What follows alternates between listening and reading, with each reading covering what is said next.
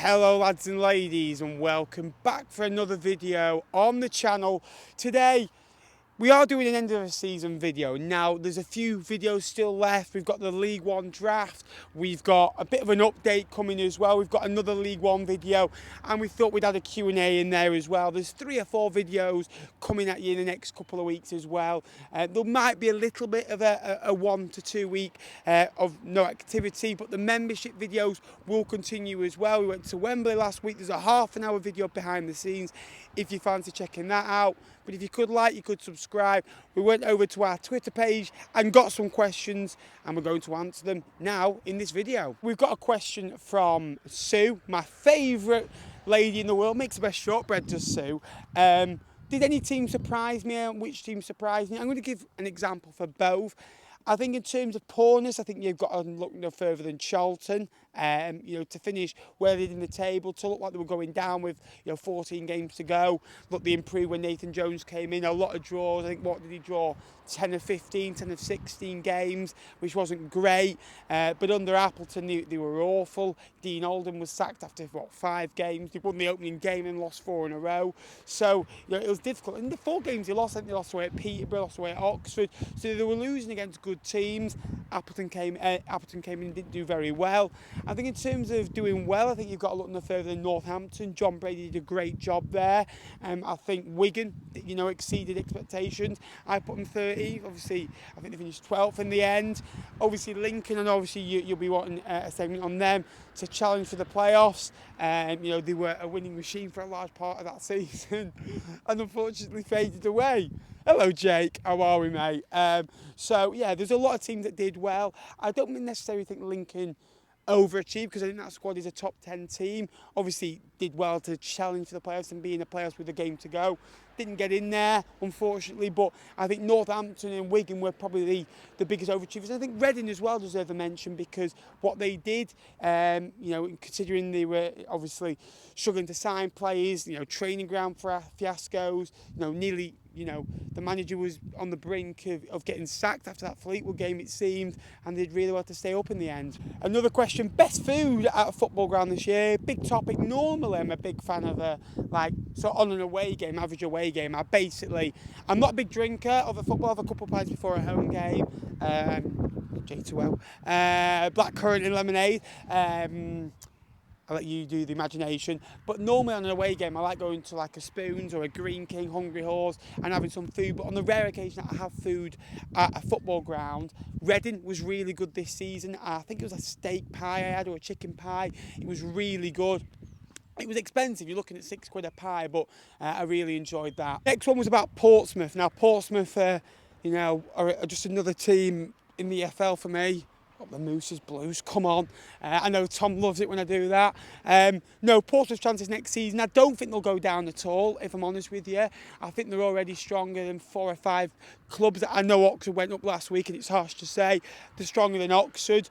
I honestly, genuinely believe they are stronger than Derby. I think they're stronger than a Plymouth. I think, I've already named 3 there as well. And I think they can even go and progress further than a Blackburn, a Stoke, a Preston even, who even did well this season. I think Portsmouth will probably finish between 12th and 17th.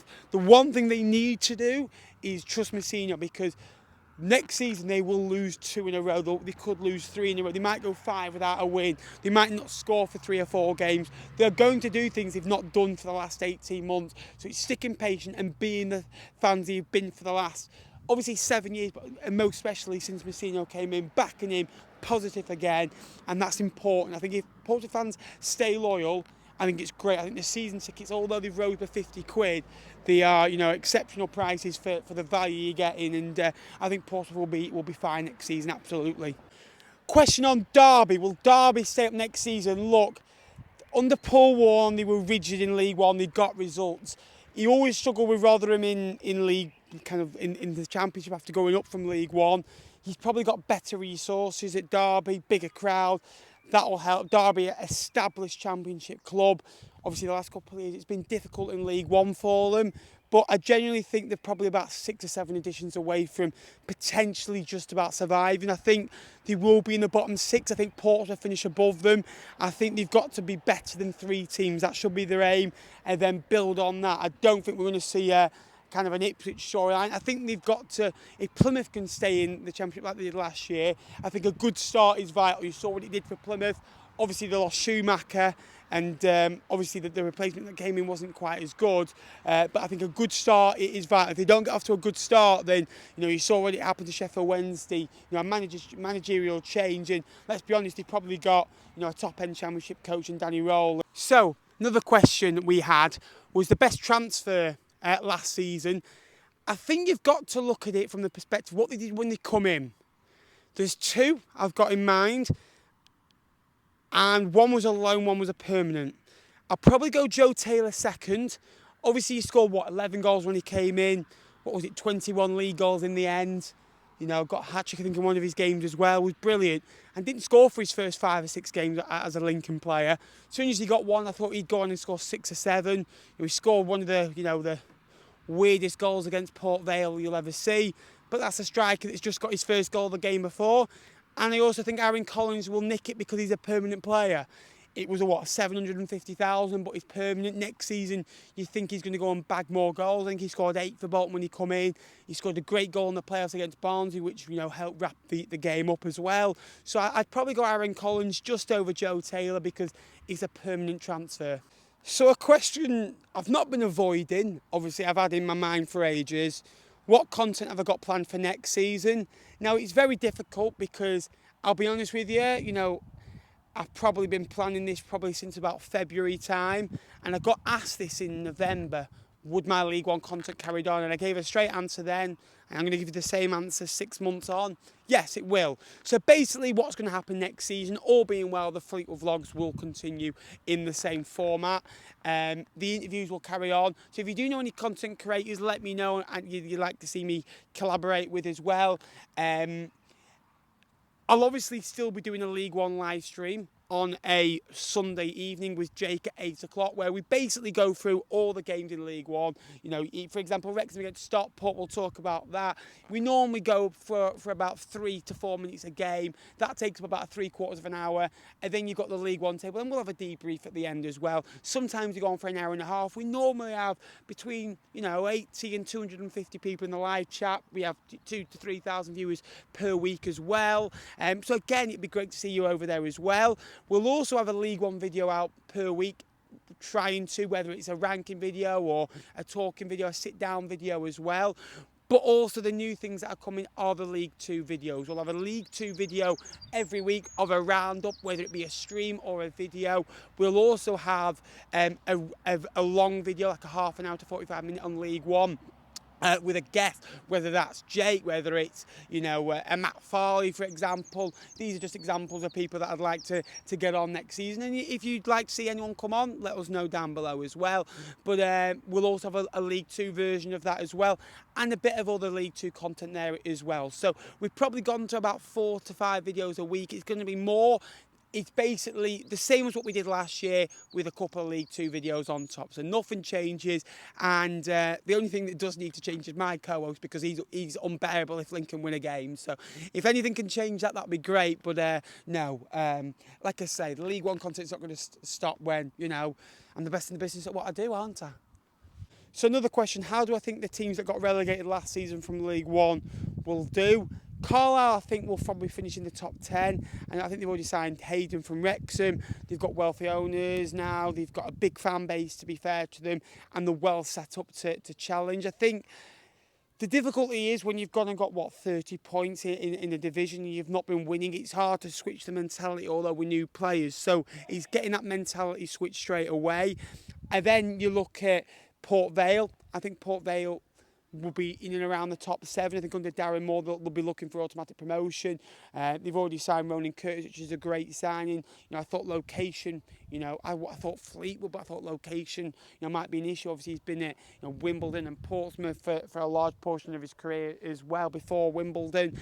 I think Cheltenham will struggle. I think they'll be in the bottom 6. They've already lost Sericum, Long. I think Will Ferry will probably leave the football club. Southwood's left the football club. Darrell Clark's left the football club.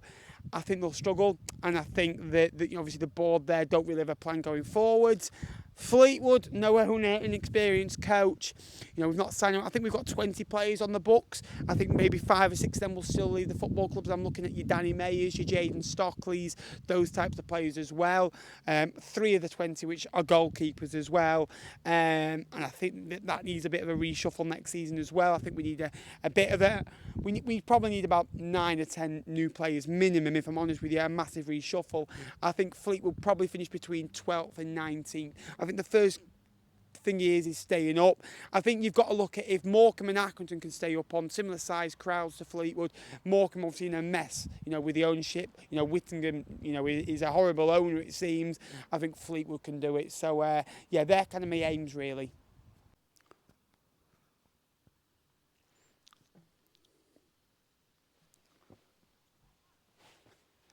So, another question that I haven't even asked permission to answer yet, actually.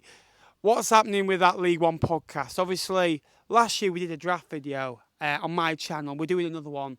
It might already be out by the time this is out, but we're doing another one. And basically, I filmed with Tom, Wardy, and the other one, Jake. Sorry, I forgot his name. And that's how that League One podcast started. And we filmed, obviously, it was all on League One. It was great for a year. Things have to come to an end, unfortunately.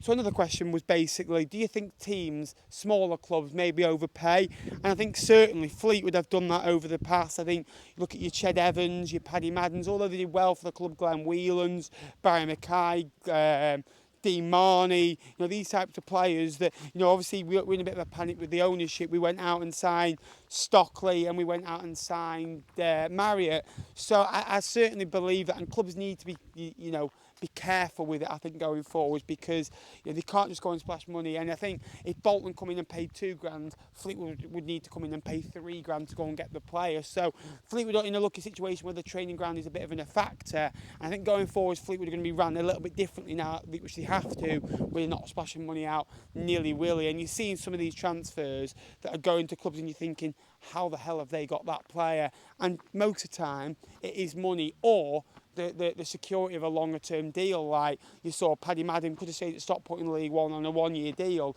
but he's 34 now, so 2 years at Chesterfield. It's not always the wage, it's always a bit of the security of that 2-year contract, because if you get injured or at 35 next season he's going to be out of contract. Although he'd get offers, he could be a League One player at 35 next year. So I do agree with that, yes.